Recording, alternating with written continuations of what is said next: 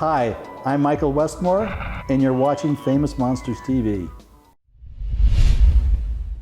So let's talk a little bit about your history, your early history, the studios you worked for. Did you have any expectations about the kind of work that you'd be doing for them? Were you a fan of the genre films, or did you just go in anywhere where there was a makeup I don't think I was department? a fan of anything in particular. In fact, there was still, when I came to Universal, it was 1961, there was a Creature in the Black Lagoon suit and head, hands, and feet hanging in the lab.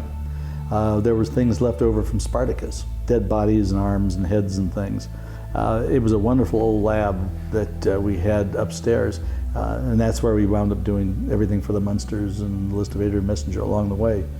But myself, I knew I didn't want to just get stuck with lipstick and mascara. I wanted to be able to do the laboratory type of a work.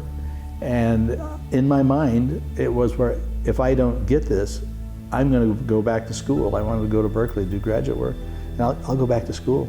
Do you find there are different personality types with actors and actresses? The ones who are like very gung-ho about sitting in the makeup chair, and then those who will be, no, I'm not doing that. Well, we had Patrick Stewart, for instance. Now Patrick here, he's the captain of the ship and everything, loved getting into makeup, just not a straight makeup. But whenever he was called upon to play a character, to go into one of the rooms where he'd get beamed into some other time period. Wasn't there was a Borg version of him at some point? Yes, there wasn't was. Yeah. Yes, yep. He loved it. In fact, the thing with Patrick was almost that he would come up with other things. He'd sit there and he'd look in the mirror and he'd go, what about if we do a little shading here? I mean, he would throw his 4 cents in to, and it would extend, instead of having them done in maybe 2 hours, add an extra half hour to it, just because of Patrick's addition of all these things, of which day 2, you would allow for.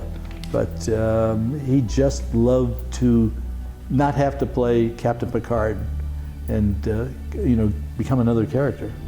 I'm curious because those makeup effects are so realistic with all the bruising and the blood spurting and everything. There was a funny story in your book about about your having recreated a corpse and carrying it from the storage to the set. People thought it was a real corpse. True Confessions. Yes, that's the one. Did people ever? Was there ever an incident where somebody thought that one of your makeups was real and they just were horrified? Well, this was, but you're talking about a dead body. Twice Stallone had to go to the hospital for something else when he had scars and bloods on him from what I had done. And when he came into the hospital, they wanted to treat that than what he was. It's like he hit a rib on a tree, which wasn't visible. But I had this big open scar across his arm. That's the first thing. And then it happened in Hungary where they didn't speak English.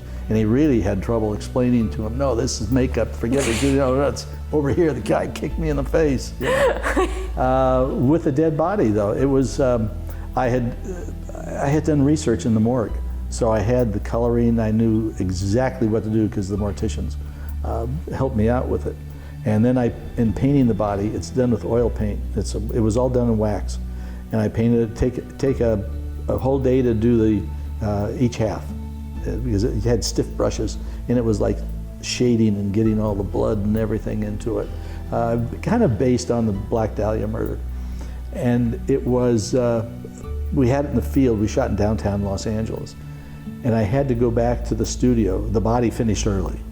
And so we borrowed the production manager's car, threw the body in the back of the car, didn't cover it up.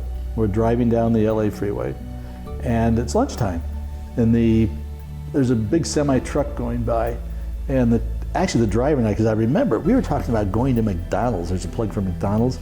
to get a Big Mac on the way back to the studio. But this driver going by, it's like all of a sudden, I just kind of look up and